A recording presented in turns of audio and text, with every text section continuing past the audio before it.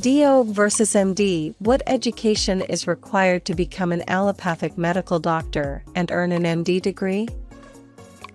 An MD is a doctor who completed their training at an allopathic medical school and earned a Doctorate of Medicine degree.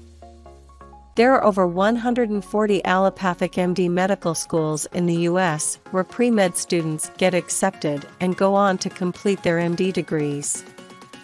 Allopathic medical school consists of preclinical classroom studies and clinical hands-on training in hospitals.